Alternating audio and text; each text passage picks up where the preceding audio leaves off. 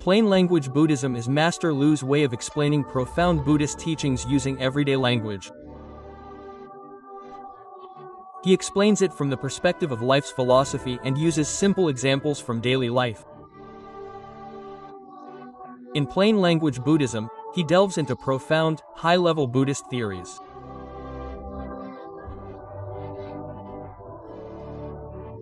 To awaken our Buddha nature and change our destiny, please read Master Lu's Plain Language Buddhism in the weekly magazine. We say that a gentleman strives for self-improvement. If you are a sage, a Buddhist practitioner, you must have self-respect, you must have self-discipline, right?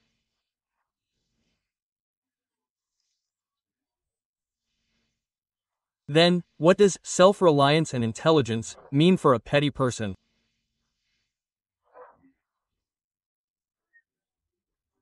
It means that a petty person thinks about what things they want to achieve, what things they want to do to satisfy their vanity and desires.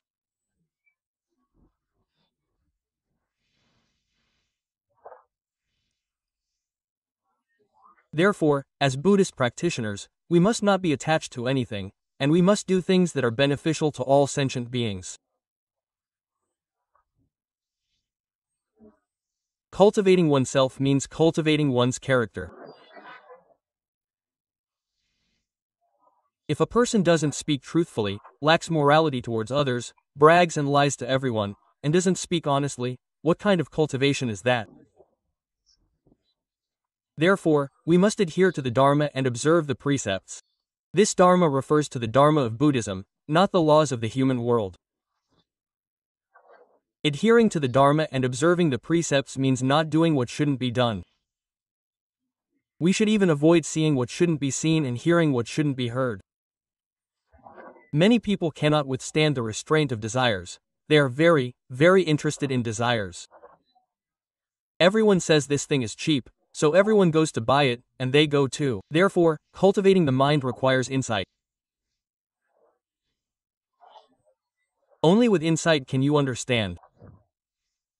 What is insight? It means understanding and comprehending. What is comprehension? It means understanding in your mind. Therefore, understanding in our minds is very important. You say I have a tacit understanding with this person. That means there is comprehension in our minds. So, in daily life, we are influenced by. You can see the joy in the hearts of Buddhist practitioners. They are different from others, they are very happy. They know that everything is impermanent. Isn't that right? Look, many Buddhist friends look at the ceiling of their room at home before coming to see Master. Isn't that right? They think, I can see Master soon. Today, they come here and look up at the ceiling, I'm seeing Master in Australia. They're happy. Then, after 2 days, they look at the ceiling again. How did I get back to the ceiling of my own room? Life is just like that, up and down, there's nothing to imagine, right? The process is just a process. Once it's over, it's over. So, in ordinary times, you must understand that life is a Buddhist life. Life is a Buddhist life. You can't be so attached anymore. People shouldn't be so attached to their practice.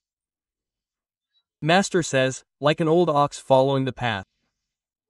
Like an ox, you recognize the path. Today you are an old ox, you know which path to take, you won't fall off the cliff. You know which path to take, you can recognize this path. Your practice now is to teach you to recognize what this path is. Don't walk the paths you shouldn't walk. Can you walk the path of gambling? The simplest example, is stealing okay? Is hating others okay? These are the paths Master is teaching you now, you all have to understand. You recognize these paths, don't hate others, because hating others ultimately makes yourself unhappy. It's very painful to hate yourself, so don't hate. What is there to hate? Isn't that right? I tell you, in this world, if you can understand things, you will stay away from depression. If you can't understand, then, in reality, everything you do, everything you possess, will change. So don't think that being very painful or very happy now is real. It's all fake, it will soon pass. Therefore, be like an old ox following the path, with wisdom as vast as the ocean. Searching for a path, amidst the vast ocean, searching for a way out, a path to liberation, a path to understanding and liberation. If you don't understand, you'll suffer immensely, right? What's the point? Many people strive desperately to become a boss, but if you're not cut out to be a boss, then don't be one. You'll be much more relaxed working for someone else, right? If you insist on being a boss, you should know that in Australia, being a boss is worse than being an employee. Truly, bosses work the hardest and suffer the most. Therefore, a person must understand this, no matter what, learn from those who cultivate pure thoughts. The Buddha explained this very clearly, those who cultivate pure thoughts. If today you have a thought, I believe in the Bodhisattva, I believe in the Buddha, and as the Buddha said to his disciple Subhuti, the Tathagata sees all, if you, today, simply say, I believe in Guanyin Bodhisattva, I believe the Buddha will definitely help me change, I believe in everything. I'm not afraid of hardship, I'm not afraid of troubles, I will definitely change, the Tathagata sees all.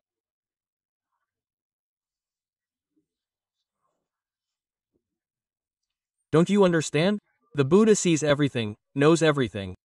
The things you pray for when you bow to the Buddha, the Bodhisattva knows everything. Do you understand? So you must understand these principles. Therefore, sometimes, Dharma masters, like Master Xing, help others a lot, and this generates wisdom and good karma. Look at anyone who helps others, isn't that act wise? Let me ask you a question. Will helping others lead to others helping you? If you are good to others, will others be good to you? Is this not wisdom? If you help others every day, others will help you in the future. Isn't that possessing wisdom, and good knowledge and good karma? Kind and wise good karma. Therefore, a person, you have to learn to help others. What's wrong with helping someone carry a stool? What's wrong with helping an elderly person? What's wrong with serving someone a meal? For example, if you're good at English, what's wrong with helping someone translate something? Right? If you have the ability to do it today, help others, and they will be grateful to you for a lifetime. Right? One of my disciples said that when he came to Australia, he asked someone to help him make a phone call to the immigration office, and they charged him $200.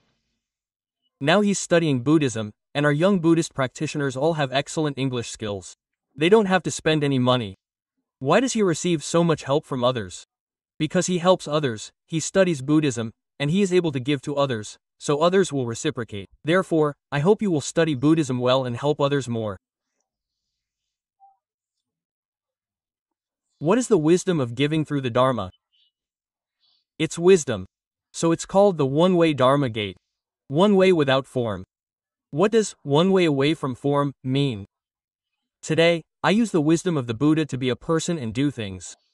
Today, I use the Buddha's methods to do good deeds and accumulate merit in the world.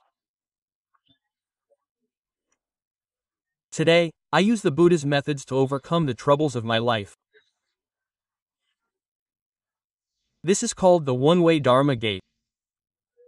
Because you use the Buddha to change yourself, it's one way without form. When you help others, don't dwell on, I did this, I helped you, you should repay me. Don't think about that. Others will help you back. Just help others, and others will definitely be good to you. So in the end, it's called one way away from form. Finally, when I do good deeds, do good things, and practice the Buddha's way, I don't even feel like I'm doing good deeds or practicing the Buddha's way. It's helping people to the point where you don't even realize you're helping them anymore. This is one way without form. So many people still think, look, I'm doing meritorious deeds. This is what I've always been saying, do you understand? Later on, when I help others, I don't think about whether they will reciprocate. It's called giving without attachment. What's the point of expecting something in return? Right? So, giving without attachment. Giving without attachment, in modern terms, means doing good deeds without seeking recognition, do you understand?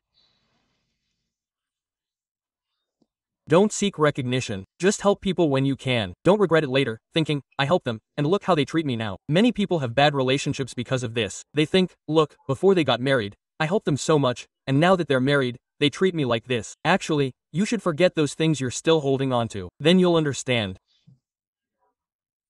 Don't rely on past achievements. You must let go of attachment. Remember, everything in the past is in the past. You must continuously create new achievements to help others. Why do many parents have bad relationships with their children?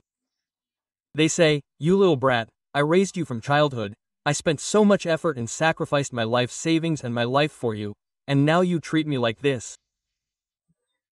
You should continue to be good to them, and they will continue to be good to you. If you bring up past grievances, they won't appreciate it, and they'll treat you badly. That's how the world works. So, you must give without attachment.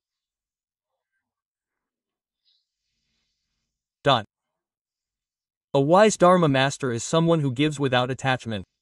Do you understand? Today, I don't expect anything in return, I'm just being good to you. That's giving without attachment. Right? Look at many people in the workplace. They think, I'll be good to this leader. I don't want to be a leader myself, but I'll be good to him. Quote. Do you think you won't become a leader if you keep helping them? It's that simple. Many people do a little good deed and then think, leader, you should praise me a little. Look, leader, I've been helping you all along, leader. You can't succeed without me. Therefore, you must practice giving without attachment to form. Detach from appearances. Do you understand? If you don't practice giving without detachment, you will fall into the attachment to the form of giving. Do you understand? Because if you don't give, today you're good to someone, and you still say, oh, I'm good to you, you have to be good to me in the future, child. Mom and dad are good to you today, you have to be filial when you grow up. Child, it's only right that you're good to me because I took care of you when you were little. Single quote. Is that reliable? Taking care of you when you were little. So I'm telling you, don't practice giving with attachment to form. If you still have attachment to form, you will fall into the attachment to the form of giving. Therefore, with attachment to the form of giving, you will lose the meaning of Dharma practice. Do you understand? If you say you're being good to someone with a purpose, people won't think you're good. You help others, and you say you won't charge money, do you think others will be good to you? Today you say, oh, I'm so good to him, and then you say, the fee is not much cheaper than outside. Do you think people will appreciate your kindness, right? It's really not easy. So the Bodhisattva tells us that in this world, all phenomena cannot be grasped, nor can they be abandoned. That is to say, neither grasping nor abandoning. In this world, you actually can't get everything, you can't hold on to it. Even if you get it, you will lose it. Look, in reality, when you get something, don't you lose it? Right? In the end, you still lose it. Everything is empty. So if you think in your heart, I'm practicing Dharma, you have grasping and abandoning in your heart. So when helping others, don't have grasping and abandoning. I need your help today, so I'm going to grasp. Then I'll give. Single quote. Right? I give, and I want to get something back from you. This person is there are many people like this. This person has always been very fond of giving alms. Today, since the Mid-Autumn Festival is approaching, I gave him a box of ordinary mooncakes. This person is very generous, he will definitely give me a box of high-end mooncakes in return. So you have to understand the principle of giving and taking. You have to let go, neither taking nor giving. If you don't give, there is no giving or taking. Not gaining anything is the true Dharma. I don't want it today. You say you're being kind to someone today, and they say, oh, I must give you something. No, I just don't want it. If you ask someone for something today, your status is low. Today you found someone's wallet. In the end, they will definitely want to give you some money back. If you don't take it, they will be truly moved. You say, how about this, take 10%. See how much money is in your wallet. If it's 100 yuan, give me 10 yuan. If it's 1,000 yuan, give me 100 yuan. It's worthless, isn't it? So why are many girls worthless? You buy me this, and I'll marry you. You give me this much money, and I'll marry you. If I don't have this money, I don't have the conditions, so I won't marry you. Which stock goes public and immediately has a lot of dividends? You can't find an original stock. You see this man is very promising, you marry him, even though he doesn't have money now, maybe he'll be very good in the future. That's not right. Don't lower your standards too much when dealing with people, to put it in modern terms. So the true Dharma is neither taking nor giving. Therefore, giving alms, giving Dharma, and giving without attachment are all important. Because sentient beings, attachment to appearances is a problem. When sentient beings do something, they want to get something back. If they don't get something back, they feel unhappy. I say something nice to you today, and I'm waiting for you to say something nice back to me. I'll teach you a method. It's very easy to get people to say nice things about you. For example, you yourself are clearly very old and unattractive, but you go up to another unattractive person and say, "Wow, you're getting more and more beautiful." The other person will immediately say, "You too. Wow, look at you, you're so lucky, so fortunate." Quote, the other person will immediately reply, "Yes, I think you're fortunate too. How come you don't look old at all? You've already passed your old age." Quote. See, it's all about reciprocity, isn't it? Reciprocity requires giving first, making choices and giving. Therefore, our Dharma masters want to prevent people from clinging to the idea of merit from giving Dharma teachings. When you go to help others, don't think that you are accumulating boundless merit. When you help others, don't think, "I am helping you." That's not high-level practice. Therefore, later I will talk to you about the 3 wheels of emptiness. The 3 wheels of emptiness means that today I am giving, but there is no I who is giving. There is no one, you can't see who is receiving your giving, and you can't see what the object of giving is. So you must understand this principle. Therefore, we don't cling to the idea of merit from giving Dharma teachings. As long as the merit is given away, that's enough. This Dharma gate requires understanding that all phenomena cannot be grasped or abandoned. There is neither grasping nor abandoning. I ask you, when you don't get something, will you experience the pain of loss? That's the principle. Only when you have something will you experience pain. Without it, there is no pain. If all of us were born without teeth, you wouldn't have toothaches, right? You wouldn't have the pain of cavities or the discomfort of fillings. That's all there is to it, right? No pain of tooth extraction, no pain of fillings. This is the principle I'm explaining to you, to achieve liberation in everything you do.